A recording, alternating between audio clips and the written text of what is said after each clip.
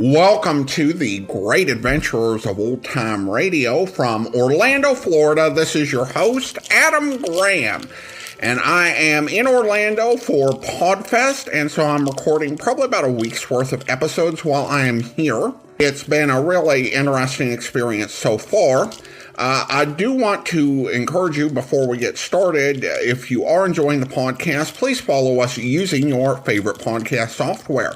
And I want to encourage you to check out our other podcast, including the Old Time Radio Snack Wagon. Every week we bring you a short, interesting bit of old time radio. This past season we have featured everything from the story of the crypt of civilization to an Army atomic test and a rare audio drama featuring Clark Gable. We have a new season coming in February with us having encores for the next few weeks through January. You can check it out at snackwagon.net. But now, on May 28th, May 30th, and June 1st of 1934, here are the 7th, 8th, and 9th episodes of the Tarzan and the Diamond of Ashore serial, Legends of the Father of Diamonds, Magra story, and Stampeding Thunder.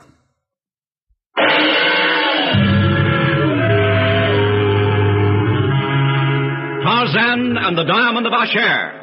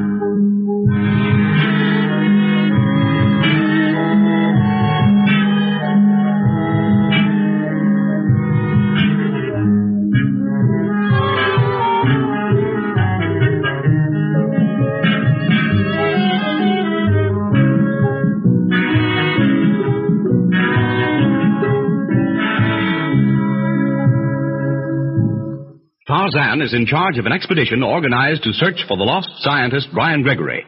The party consists of young Gregory's father and his sister, Helen, Magra, a mysterious Eurasian woman, and Wolf and Larson, two hunters. Seeking adventure with Tarzan is his old friend, Lieutenant Darnell. Atan Tom and his confederate, Lal Task, because of a remarkable resemblance, believe Tarzan to be Brian Gregory, and that he has a map showing the location of the forbidden city of Ashore, where is hidden an enormous gem known as the Father of Diamonds. Atan Tom and Lal Task are following the Gregory party. During their first night in camp, a native runs amok and Tarzan subdues him, then swings off into the trees to return clad only in a leopard skin. He overhears Wolf threatening Magra and drops to the jungle floor behind the German. Wolf whirls, his hand streaks to the gun at his hip and... That was close, Wolf. But you're too slow. Mein Gott, don't break my arm. Why did you try to shoot me? Well, I thought you was going to kill me. Tarzan! Yes, Darno. It's all right. Listen, Wolf. I'm not going to tell the others the truth about this, but don't try it again. You, Wolf? What you been doing here? Well, we thought you had gone to bed. I was sure still. Wolf's eyesight isn't as good as it might be. Oh, Lieutenant Darno, what is the matter? Nothing, Miss Helen. In the dark, Wolf mistook me for Sheeta. Yeah, that's right. I heard that leopard and I came out here and, Tarzan told you of my error. To err is human, Wolf. To forgive? Divine. Yeah, sure. But I know a better one than that. Early to bed and early to rise. Yes, Larson. We'll be on the trail at sunrise, and you people must get some sleep.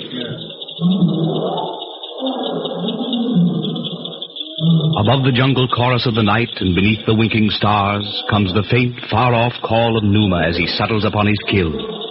The jungle stands throbbing under the soft velvet sky. 1,000 weird, mysterious voices floating out on the night. The camp is wrapped in deep slumber. All excepting Darnell. The Frenchman tosses wakefully upon his cot. Sacre bleu, I cannot sleep. What's the matter, Darnell?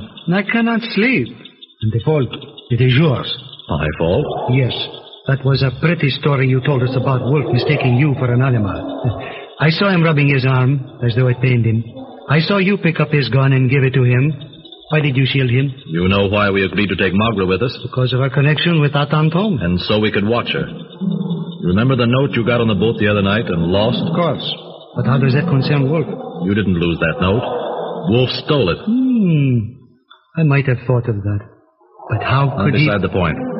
When I went to find Magra tonight, you know I went through the trees toward the edge of camp. I found her just inside the boma talking to Wolf. And so? I heard him threaten to expose her to Tom unless she does as Wolf says. When I dropped to the ground behind him, he tried to shoot me. Yeah, and I can guess what followed.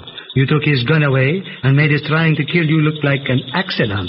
But why? I am certain now that Wolf is working with Tom. I want him with us for the same reason we agreed to take Magra. To watch him. Et puis, alors? When Wolf accused Magra of writing that note you got, she didn't deny it.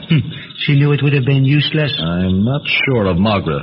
She appears to be under Tom's orders, yet she warns us against Wolf. What do you think? Me, I do not know what to think. To me, Magra is a mystery.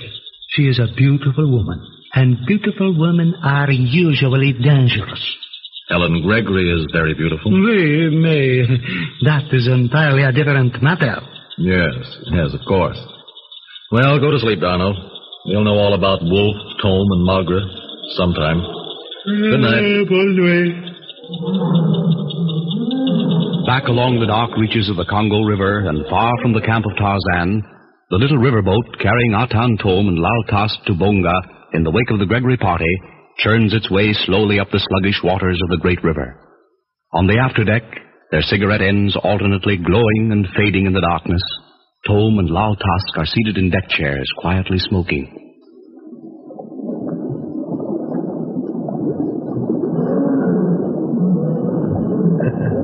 That fellow sounds hungry. Lions appear to be always hungry. All wild things in the jungle are hungry, Laltask, especially at night. It's their hour to hunt. It is not always the wild things of the jungle, Master, who hunt. You mean? You and I stalked Brian Gregory to find Tuin Baka, our share, the father of diamonds. Yes. The father of diamonds. Once you spoke of a weird legend in connection with the gem. A fabric woven with threads of superstition. Nevertheless, it is a queer story. Some of it is quite plausible, most of it beyond the possibility of reason. Where did you hear the tale? I read it in Brian Gregory's diary. The story, as told to him by Makumbo, the Hosa witch doctor whom he befriended, was brought down to this country centuries ago by a band of Egyptian sun worshippers. And the diamond? These people, Hessiarians they call themselves, are said to have in their possession an enormous gem known as the Father of Diamonds. This stone contains allegedly a strange power, the control of which is known only to the Hessiarian rulers and their priests. A power? I do not understand. The power to hold those who touch the diamond itself in a mummy-like state of suspended animation. By the Lord Buddha. Which may be overcome, as the story goes, only through the performance of a certain ritualistic ceremony. And you wish to possess the stone of evil? Do you not fear its influence, Master? You are a true Oriental, Laltask, steeped in superstition from birth. If the city of our share actually exists, we will probably find it to be merely a secret shrine surrounded by a band of ignorant natives living in mud huts, who have originated this fanciful tale to keep away the curious. And yet, I feel that evil will befall us in our search for this devil stone. If the legendary gem is only one half the size it is said to be, we shall one day be rich. But this evil power, it is said to contain... Story manufactured out of whole cloth. Superstition, I tell you, which does not impress me. No, I'll ask. If the diamond exists and we find it, I shall take it. A slight puff of wind sways the morning haze, lace-edged with the dawn light, and twines it into symbols of mystery, as the Gregory expedition, headed by Lawson, takes up the day's trek into the jungle. Following close behind Lawson are Helen, her father, and Magra. Bringing up the rear of the long, slow-moving column of bearers is Wolf. Near the center of the file, Tarzan and D'Arnot continue their discussion of the night before. Is it not surprising, mon ami, how cordial Wolf is this morning? Not to me. He's like all the Termagani of his type. He hides his true thoughts behind a mask of good humor. But he must realize that some of us know you covered up his mistake of last night. If he does, he is also clever enough to conceal it. Back there at the end of the column, he will have plenty of time to grumble to himself and perhaps plan. Plan? How do you mean? Oh, je sais pas. But rest assured, mon vieux, we have not heard the last of his ill nature. Nothing to worry about. Bien, he is with us. Do you know why? Tom must be the answer to that. Certainement. But why has Tom placed him in our safari or bribed him, which we may assume he did, once he was hired by Monsieur Gregory? I wish I could answer that. Ça c'est bien simple. Tom believes you to be Brian Gregory. He thinks you have a map showing the location of this so-called forbidden city of Asher. Alors? Wolf after the map? Is that what you mean? That would seem to be the logical answer, n'est-ce pas? We are almost positive that is the reason for Magra's being with us. As far as Wolf is concerned, perhaps you're right. But Magra? I'm not so sure. Why did she warn you against Wolf? Why did she entice you into that hotel room in Luango? I tell you, Tarzan, I can... D'Arnot. Oh, why are you so very serious? You two look as though the question of life and death itself rests on your shoulders. What's the secret? Oh, there is no secret, Mademoiselle Helene. Tarzan and I were merely discussing the object of our expedition, the possibility of finding your brother or trace of him on the map which you have, Miss Helen. The map? Oh, yes. Well, I only hope it's somewhere near accurate. Have you spoken to anyone about it? Shown it to anyone other than D'Arnot and me? Why, no. I hadn't thought it necessary. I suggest you say nothing about it to anyone. Keep it with you on your person. Is it as important as all that? Well, Tarzan asks you to keep it with you so that we may examine it from time to time to check our direction, our progress, and so forth. Oh, very well. When we go into camp tonight, I'll get it out of my bag and keep it with me. Bien, mademoiselle. And now, what do you think of the jungle by this time? Oh, I love it. I wouldn't have missed this trip for anything. Out of Africa, always something new. It's certainly a true saying. Oui, mademoiselle, it is very apropos. But I suppose the jungle is more or less commonplace to you, Tarzan, having spent so much of your life in it. The jungle is never commonplace, Miss Helen. If it were, I wouldn't be here. The jungle is my home. That is the only thing about your jungle I don't appreciate. The wild beasts. I'm not really afraid of them, but they do make me nervous when they roar like that. There's nothing to be afraid of. Well, perhaps not. But it sounds so terribly savage. It makes my flesh creep. Numa is only curious. He's coming to look us over. Satisfied that we mean him no harm, he will go on about his business, unless he is hungry. Nevertheless, I wouldn't care particularly to wander off from the safari, as Magra insists on doing. Magra? Has she left the column? Oh, she just wandered off into a little clearing over there. She went after some wild plums, I think. Numa is angry. He is stalking his prey. Go to the head of the column, you two, and stay there. I'm going after Magra. 100 yards to the right of the long file of bearers, in a little clearing, Magra stands beneath a wild plum tree. All unaware of the great beast crouching at the edge of the jungle, she calmly proceeds to fill her sun helmet with the luscious fruit. Numa, angry at the approach of man, his mortal enemy, snarls deep in his throat. He gathers himself for the charge. At the low sound, Magra turns to look directly into the glaring yellow eyes of the lion. At Numa's earth-shaking roar, Tarzan leaps upward, grasps the trailing vine, and flashes through the branches with breathtaking speed toward Magra.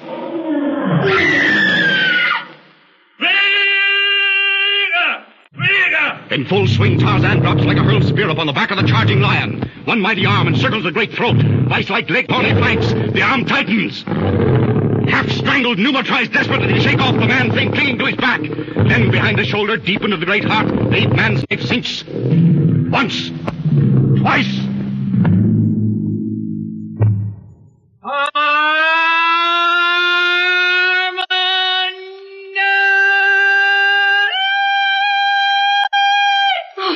Tarzan!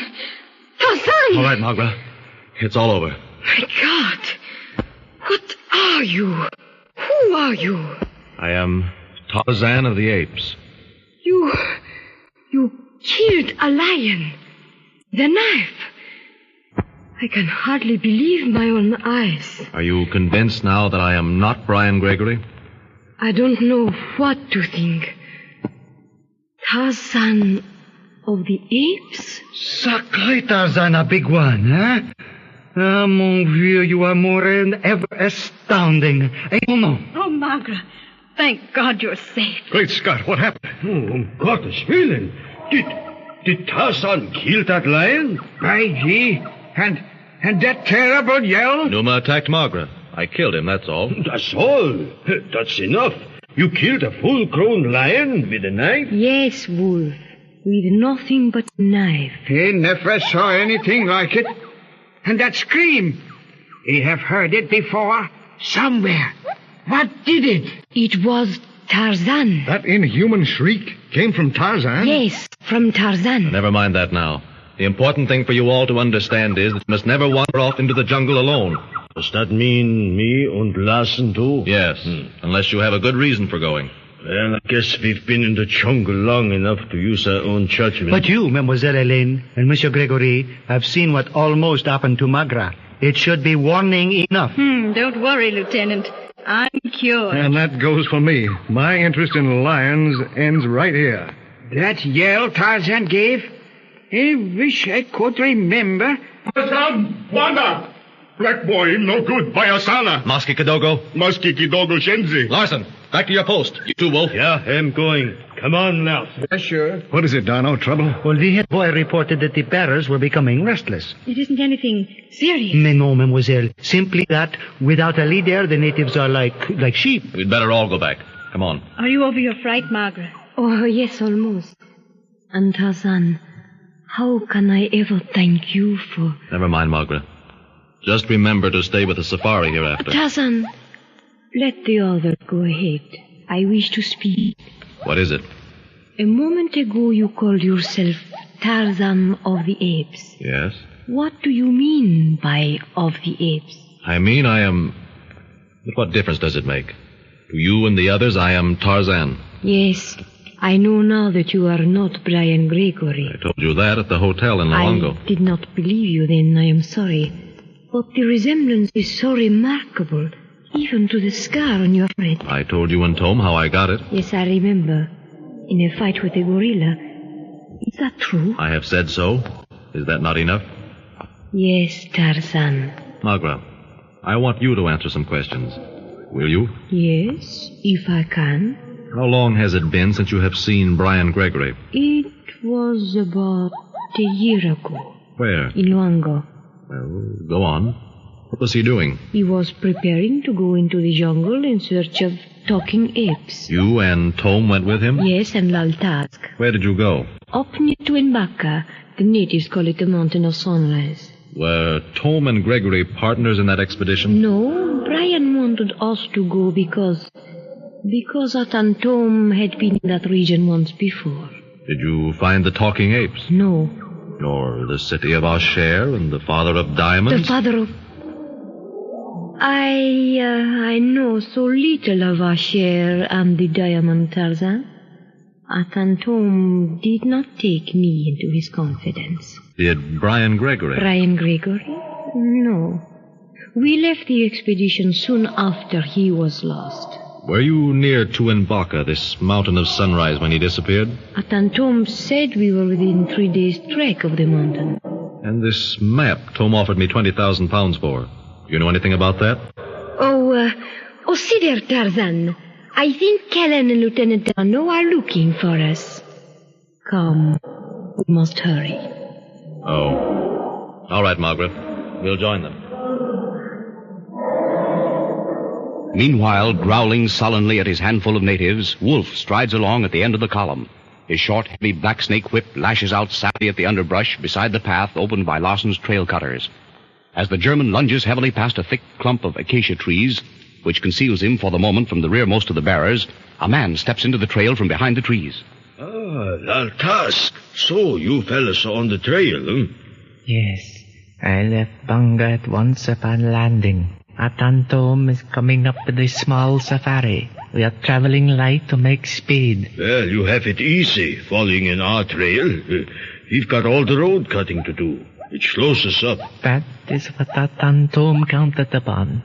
Now, what have you done about the map? Nothing. And Magra, is she making progress? Also nothing. Tom is a fool to trust a woman with that job. She's playing up to Tarzan, young Gregory, if that's who he is. In that she is obeying Atantom's orders. Who has the map?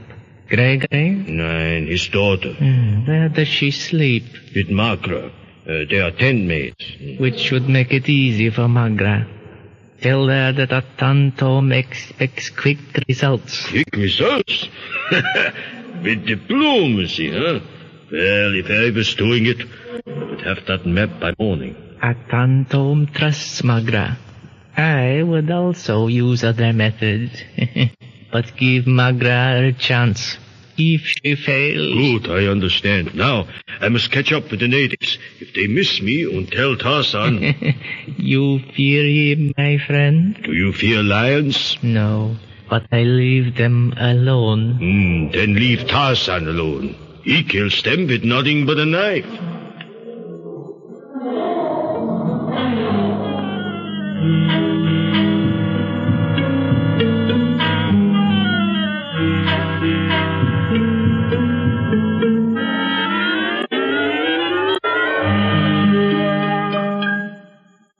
The long day's trek is over. The Tarzan-Gregory party is in camp. The evening meal is finished. During a momentary lull in the general conversation, the awakening nightlife of the jungle chants its age-old song of hunt and kill. Each member of the group is wrapped in silent thought. Larsen, puffing slowly at his pipe, stares thoughtfully into the glowing embers of the campfire. His slow-moving brain seems to be wrestling with a weighty problem. What is it, Larsen, my friend? You have said nothing all evening. I've been thinking about Tarzan. What about me, Larsen? I suppose Mr. Larsen's thinking about how you killed that lion today. I wasn't thinking about that. The most surprising thing to me is where Tarzan learned it. No, that ain't it either. Well, I thought I knew the jungle and the animals. But Tarzan begins where I leave off. A man who kills lions with a knife and climbs trees like an ape. An ape? By golly, Dutchman, that's it. Now I remember. That yell you heard today is the kill call of the bull ape. What? The bull apes? Why, what do you mean? And he said Tarzan of the Apes. Yeah, I have seen those big fellas. But I have never heard that cry. Where did you hear it, Larsen? In the Mooney River country. I was down there after ivory. Ah, je comprends. In a clearing which we came to, we saw two bull apes fighting. That was a sight. It was the most vicious battle I ever saw. Finally, one of them killed the other, put his foot on his chest, and gave that same yell heard this afternoon from Tarzan. How did you learn the call, Tarzan? Have you forgotten a conversation at Loango, Monsieur Gregory, when Tarzan told you that his foster mother was a native of Africa? I remember. And he said the name Tarzan meant white skin in the language of a certain tribe. I think the lieutenant knows more than he cares to tell. Well, Tarzan? Why not? You may explain if they are interested. I'm going over to talk with the headman. Oh, tell us, Lieutenant. His foster mother was a she-ape. His mother? She was the only mother he ever knew. You mean he was raised by a she-ape? That is why he calls himself Tarzan of the Apes. Oui, Magra. It is a long histoire, a long story, mes amis, but I shall make it as brief as possible. Tarzan's father and mother were Lord and Lady Greystoke. They were marooned on a lonely bit of African coast. The great apes killed Tarzan's parents. Then Kayla, a she-ape, saved the baby and gave it the name of Tarzan, which means white skin. Then the great she-ape carried him away. Why, that's almost incredible, Donald. Nevertheless, it is true. This mother ape raised Tarzan, protected him, and finally gave her life in his defense. Et puis, the boy had to fend for himself. At first, every beast was his enemy, but the animal instinct of self-preservation taught him quickly to cope with the jungle. No wonder he knows the jungle like no one else. Then, later, of course... Wait, Donald, listen. What is it? It sounds like distant thunder. Mein Gott! It's elephants! They're stampeding! Ja, and nothing can stop them. Nein, but we can try. Get a gun, everybody, and make for those big trees. Those fellas are heading straight for us. Oh, Tarzan, leave those guns alone. Are you crazy, men? You think I'm going to stand here like a fool and be crushed to death? Your guns won't help you. I'll take care of Tantor. Great heavens, Tarzan. Can't we climb into the trees or do something? Listen, they're coming closer. Those fellas will trample the whole outfit into the ground. Wait! All of you, stay inside the boma. Donald, see the one lead. What is Tarzan going to do? What can he do? Himmel! He goes into the trees again, like a rocket. Atonde, wait!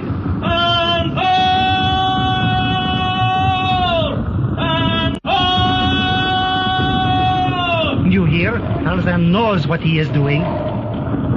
Swift and straight as an arrow, the ape man darts through the trees toward the onrushing herd. Again his voice rings out.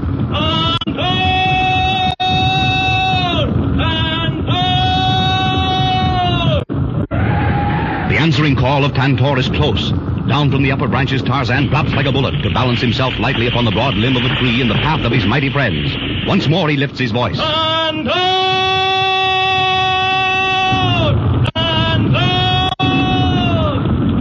The great bull in the lead hears. He lifts his trunk and trumpets an answering call.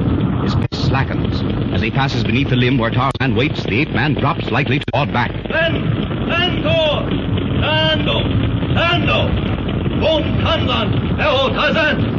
At the words of command, the huge beast swerves sharply. Behind him, the stampeding horde follows. Inside the boma, encircling the Gregory camp, Wolf and Larson hold the frightened natives in check. Near the small campfire, Darno is reassuring Helen, her father, and Magra. There is nothing to fear. The elephants will not harm us so long as Tarzan is out there.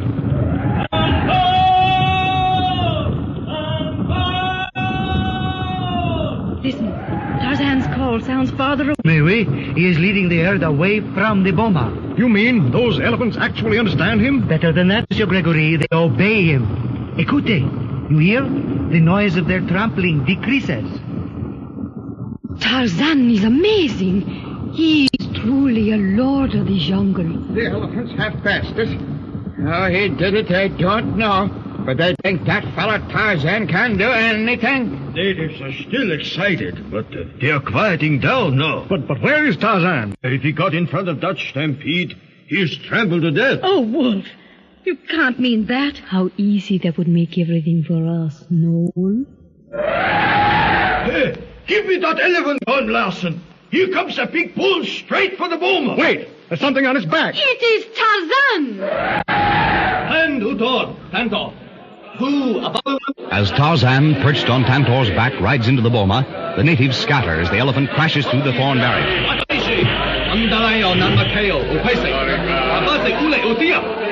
Tarzan's authoritative voice quiets the frightened bearers. They move back as slowly, majestically, Tantor advances toward the little group of astonished whites.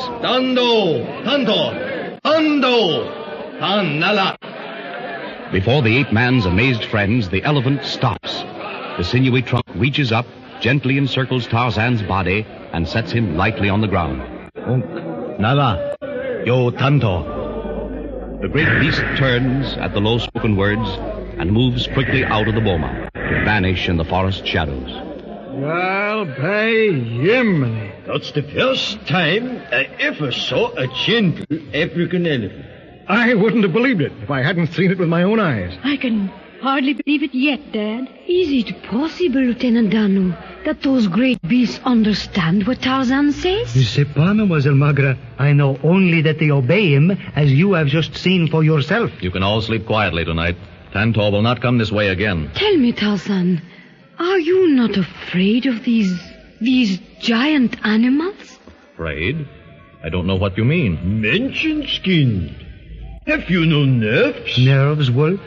There is a difference between fear and caution. The simple difference between life and death. And Tarzan, who has lived with the jungle beasts all his life, knows only caution, but not fear.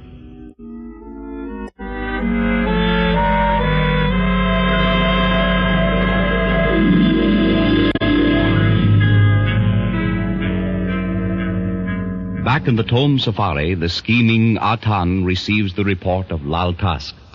And so the wolf has made no progress. And Magra? She has the opportunity, but does not act. She is the tent mate of the Gregory woman who has the map. Why then does she hesitate? Her former admiration for Brian Gregory, who now calls himself Tarzan, has increased, so Wolf says. So, that is why she does not follow my directions, Wolf believes you have made a mistake in trusting a woman with this mission. What Wolf thinks, Lal Tusk, is of no importance. Wolf believes in more direct methods, as do I, Master. Why not let him try? If he fails, then Lal Tusk and his knife. You and Wolf are taking, not giving orders. As you say, Master. I believe the wolf fears Brian Gregory. So? He tells a weird story of Gregory killing a lion with only a knife. Killing a lion with a knife? Yes, Satan. And in defense of Magra. Magra? The admiration of a weak woman for a strong man, Lal Tusk. Of course, Master. Or more likely that she is only following the Atan's directions. Magra was alone. The lion charged, Brian Gregory killed it. With a knife, you say? Impossible. But Brian Gregory is a powerful man. However, I do not fear physical strength. The brain is more mighty than the strongest arm. As you say, Master. I have a plan for securing Gregory's map which cannot fail. If Magra and Wolf do not succeed, I shall put it into operation. And meanwhile, I will talk to Wolf myself.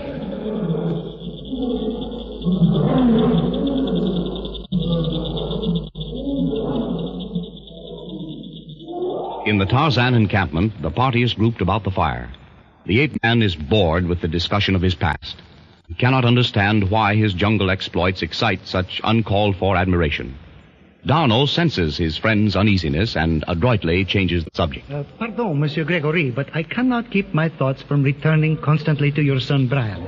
His letters must have been interesting. They were, Darno, very. When he took time to write. Usually he sent photographs from the different sections of the country he was in. Photographs? Did he ever send any of the Tuanbaca region?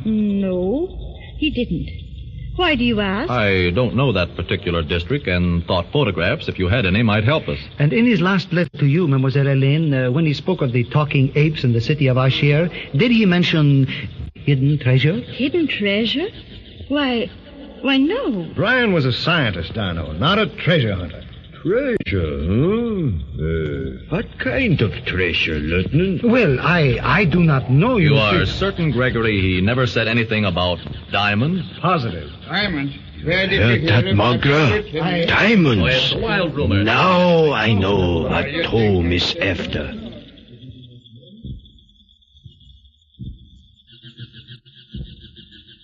Magra, I want to talk to you after the others have gone to bed. Over there, back of your tent.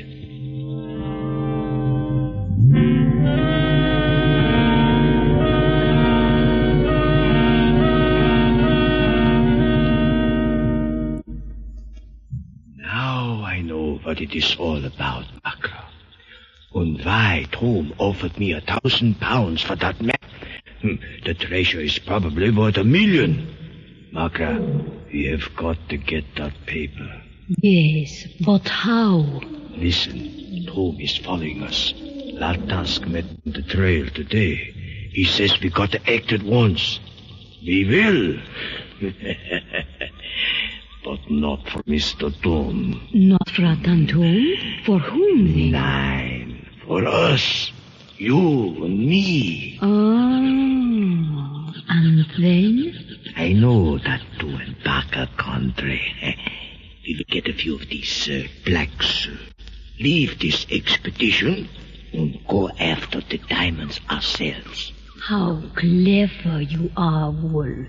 When we have it, we make for the coast. Then you will find out what a fine sweetheart Wolf will make, huh? Not it will be too good for Magra. Now you must get the map tonight. But how? Well, they have gone to bed. They are asleep now. You steal it, if you can. If you can't, use this. A knife. Oh. Absolute. If you don't, I will. Magra conceals the heavy clasp knife in the bosom of her dress. Noiselessly she glides toward the tent where she and Helen sleep. Gently, cautiously, she raises the flap and steps inside.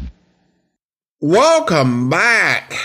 This is one of those episodes where I miss the announcer trying to tease the big cliffhanger and tell us what's going to come next, because I'd love to know what exactly they were expecting as the cliffhanger. Because I don't think Magra, and I could be surprised, I haven't listened to this serial in a while, I don't think she is in the least bit tempted by Wolf to double-cross Atom Tome. You do have to, in a way, admire Wolf's pathological self-confidence. I mean, I think that 50 years later, if he had been around, he would have done great in the corporate world. I mean, this guy seems totally unfazed by all he's seen Tarzan do. I mean, Atom Tome, you can kind of understand why he doesn't buy it, because it all seems fanciful because he hasn't seen it. But Wolf has, and he's just kind of going straight ahead. I enjoyed these episodes because what we got some great Tarzan action and some amazing daring do, but at the same time we got some important backstory as well. And I like the idea of providing the backstory without really slowing down the pace of the story. Well, now we turn to listener comments and feedback, and we start on Spotify, where we have comments regarding the first Tarzan episode. Mechanic66 writes, I never read Burroughs or even recall seeing any of the movies. The only thing I really remember is Me Tarzan, You Jane. Being that isn't much of an English vocabulary, how was he able to not only speak perfect English, but read it as well? I'm assuming Jane taught him. It seems like this is starting in the middle of the story. However, I like the episode and it has my interest. I'm so glad you enjoyed that first episode. The whole Me Tarzan, You Jane thing is one of those notorious movie misquotes that everybody thinks they know. But it was actually never said in the books. It was never said on screen in so many words. It does have more of a basis than Joe Friday saying just the facts, ma'am. In a June 1932 interview with Photoplay magazine, Weissmuller said, I didn't have to act in Tarzan the Ape Man. Just said, Me Tarzan, You Jane. Weissmuller carried the joke forward in a retrospective when he was asked about how he was able to explain his movie success despite not being a good actor. Weissmuller said, how can a guy climb trees, say Me Tarzan, You Jane, and make $1 million? The public forgives my acting because they know I was an athlete. They know I wasn't make-believe. And there was a scene in the 1932 movie of Jane teaching Tarzan English. However, that doesn't actually have any basis in the books. In the books, Tarzan learned English before any European came along, but in an odd way. He learned how to read and write English when he stumbled into the cabin of his deceased parents. And he started reading through their books and maps and letters and found even a children's primer in there that had been brought along for him, and was able to, through long and tedious study, discern what English letters and words meant. And so when Europeans came and encountered Tarzan for the first time, they found a man who could not speak English, but could write it very, very fluently and officially. And Tarzan, when around English-speaking people, picked up the language, but he spoke it in a very formal way, eventually speaking better English than most of the Europeans he encountered, which I think Carlton Kadell portrays in the way that he plays Tarzan in here. So, not movie accurate, but very book accurate, and not really a problem in that way. And Harrison writes, as a suburbanite outside of Chicago, I wasn't expecting a Chicago reference in a Tarzan episode. How fun. Well, thanks so much. Appreciate the comment, Harrison. Now it's time to thank our Patreon supporter of the day. And I want to thank Pam, Patreon supporter since February of 2024, currently supporting the podcast at the secret agent level of $4 or more per month. Thanks so much for your support, Pam. And that will do it for today. If you're enjoying the podcast, please follow us using your favorite podcast software, and be sure to rate and review the podcast wherever you download it from. We will be back next Tuesday with another episode of Tarzan, but join us back here on Saturday as we bring you another OSS movie radio adaptation. In the meantime, do send your comments to box13@greatdetectives.net. From Boise, Idaho, this is your host, Adam Graham, signing off.